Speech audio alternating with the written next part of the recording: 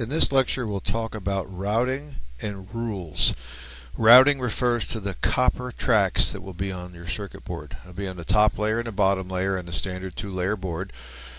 In our board, we're just going to use two layers. And then rules. The rules are going to define a lot of our properties. They'll define how wide the trace is, how close can two traces get. There's a lot of functions. So let's look up here, up in our toolbar. I have design, and under design we have rules. I'm going to click on rules. And here's a list of all the possible design rules we're going to deal with. We have electrical rules, routing rules, surface mount technology rules, mask rules, plane rules, test point, manufacturing, high speed. It goes on and on. Let's look at the routing rules. Routing rules are going to tell us how wide our traces are going to be. So here's our default. Here's the constraints. For everything in here, preferred width 10 mils. That's 10 thousandths of an inch. Maximum 10 thousandths, minimum 10 thousandths. Attributes. This is going to be on the top and the bottom layer both, right? So it gives us some possibilities. Here's one that says routing layers. What layer are you allowed to route copper on? Currently it's set at top layer and bottom layer. So we'll leave those where they are. First thing I'm going to do is let this thing route by itself. I'm going to go to the top where it says auto route. I'm going to click all. I'm going to leave it on default two-layer board. Now this is a routing strategy. This is kind of the algorithm they use to try to calculate where we can place traces and how we're going to get the copper to move there. I'm going to leave it just like it is, and I'm going to tell it route all. I just want you to route it for me no matter how messy you are, just so I can see the traces. So I tell it route all. I watch my messages here. That's important because it's going to tell me routing finished with 0 contentions. A contention is trying to get one trace to go over the top of another. Obviously on the same layer you can't do that. It would create a problem, a short circuit. Failed to complete 0 connections, and it did it in 2 seconds. So now I know my board routed correctly. Let's just take a look at it. Now remember our colors. My red is copper on the top. My blue, copper on the bottom. So I can see my different color coppers on the top and bottom for my different layers. I can zoom in, move around. You'll see that these two traces are right next to each other, but that's on the bottom. This is on the top. Not a problem. No shorts. Let's see how we look. It looks like it did an okay job routing. A little bit crazy jumping around here, but that's what we had to do to get our traces where we needed them to go. That's one way to route. Maybe not always the best way to route, but that's one way. Let me go to Tools, and under Tools I have Unroute All. Boom, I can unroute them. There's another way to route. There's an interactive routing. So if I come back to my toolbars up here, you'll see when I hover my mouse, interactively route connection. If I click on that, I can route this connection. So if I come here, you'll see it highlight when I get on that net. I click, and because I was on the bottom layer tab when I clicked, I'm now going to route with bottom layer copper. I can come right over here, click again,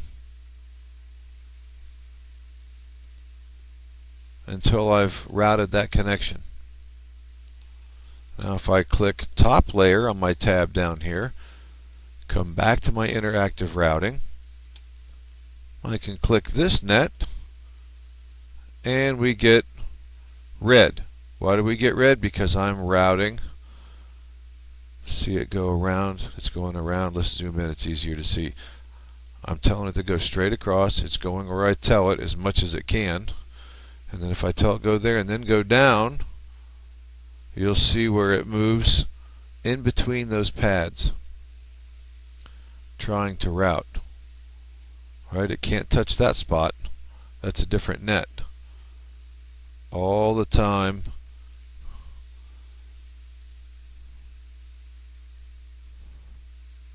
Trying to get here. So that's one way. Another way to route interactively. one net connection at a time. You can route it yourself. You can kind of move these after you've routed them if you want to. It'll make for crazy circuit boards doing this, but that's a possibility. Looks pretty ugly. Let's get rid of those. I'm going to zoom all. I'm going to come back to my auto route all. I'm going to tell it to route all, just for fun. And here's my circuit board again, routed. Everything's routed. And what do I see here? Well, I see all my connections are routed. It looks fine, not really a big deal. But I kind of see my ground trace is not very big. And maybe I want my ground trace to be big, right? But my other trace is not to be big. How do I do that? Well, let's take a look. I'm going to go back to my schematic. And inside my schematic, I'm going to place a rule. You'll see under Place, up here in the top, I can come down to Directives. I'm going to direct it to do something.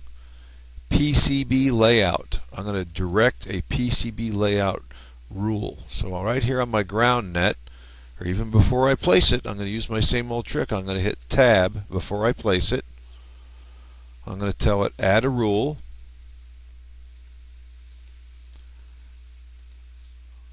I'm going to tell it edit the rule.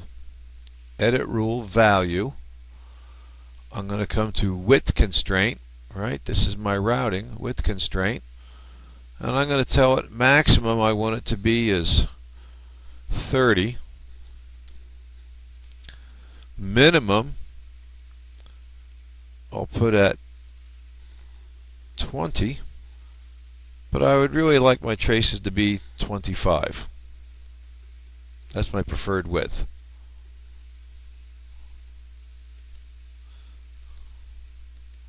So I save those. I place my rule right here on the ground. So I can save that now. And now I need to update my schematic information to my PCB. So let's go to Design, Update PCB. It wants to add the rule, execute changes. I've added my rule, and what happened? Look at my traces here. Everywhere I had a ground trace, it's now green. Right? See that green color? Green is the color Altium uses to tell you there's an error, there's a problem. So let's find out what's the problem. I'm going to go to my trace here, right click on it, and I'm going to say violations. What's the problem? And it says width constraint, violating primitive. Bottom layer, actual width 10 mils. Needs to be bigger, right? So let's do this. Let's show all. Tools. Under Tools, unroute all. Auto route all. Route all. And let's see what happens. Now look. My ground trace is now how big? Let's double click on it to get the properties. 25 mils. So now I can have my rules set, and inside my rules, let's look inside the rules now. Under my width, I have two rules now. Here's my schematic width constraint on this net, right? And there's the width for everything else. So now I have two rules in there. I've changed my rules, I changed the width. And I was able to route my board here with a fatter trace on my ground. Now here's a quick side note before we finish this video. This piece of copper is red right here on this B and C connector, and that is on the top layer. When I put this component on this board to solder it, these connections will be soldered from the bottom because they come out of the bottom of a little black cube of plastic. So I can't see this connection on the top. Here's the problem we run into on boards milled here on campus. Let's go back to our design. Layer Stack Manager. When we build boards here on campus, we use a laser machine. The laser will cut and remove all this extra copper and leave just our traces. And then the machine drills these holes. We don't have a way to plate these holes through. So this connection from the top to the bottom is not plated through. You have to solder the top and the bottom both to get that connection to go through. Here's the problem we run into. I have no way to get under here to solder this. I can only solder it from the bottom. What am I going to do? Well, I have some options. I can double click this trace, tell it be a bottom layer, just change its layer. No problem. That's all on the bottom now. And that will work here too. I can double click this, tell it bottom layer. Okay, good. No errors. That's on the bottom. I can reach everything else. I'm good to go. Remember this capacitor C6? We put it on the back of the board. We can look here and what happened. The traces are on the bottom layer. Now, what would happen if I unrouted everything? I went to my rules, and under layers, I told it, don't route the bottom layer. Just route the top layer. I don't want any copper on the bottom. I tell it auto route all. Route. The router runs, calculates, does its job. Finished routing with zero contention. Wait a minute. Failed to complete 2 connections. Didn't make 2 connections. Why not? Why couldn't it finish them? Look right here. Remember the surface mount part I put on the bottom?